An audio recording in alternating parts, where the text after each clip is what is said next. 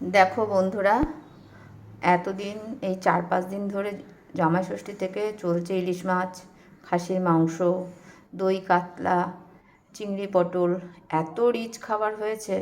আজকে আর ভালো লাগছে না মাছ খেতে, অন্য কিছু খেতে। দেখো আজকে ভাত করেছি, এই যে মুসুর ডাল, কালো জিরে আর রসুন আর পেঁয়াজ আর শুকনো লঙ্কা দিয়ে ফোড়ন দিয়েছি।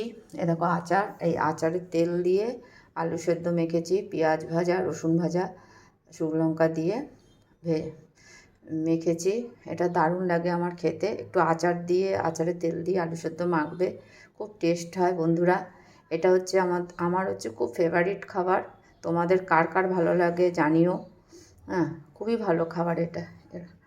আমি তার মানে নিরামিষ হলে সেদিনকে আলু সেদ্ধ, এরকম হলে আলু পোস্ত, ডাল এসব হলে আমি সেদিনকে একটু ভাত খাই। আর যদি কোনো মাছ মাংস টাংস বেশি হলে না, আমার ভালো লাগে না গো খেতে। তার মধ্যে গরম, ভালো লাগছে না খেতে। আর একটু তার মধ্যে যদি কালো জিরে বাটা হতো, কালো জিরে বাটা আজকে ইচ্ছা করছে না, এমনিতেই বাড়িতে রঙের কাজ হচ্ছে, ঘর রং হচ্ছে, ওই জন্য আজকে এরম প্লেনের উপর দিয়ে সারলাম। আর আমার তো এসব দারুণ খাবার, আমার ছেলেরও খুব ফেভারিট খাবার। রাখছি বন্ধুরা, তোমরাও দুপুরে সব খাওয়া দাওয়া করে নাও, করে বিশ্রাম করো। আবার তোমাদের সাথে কালকে কথা বলবো।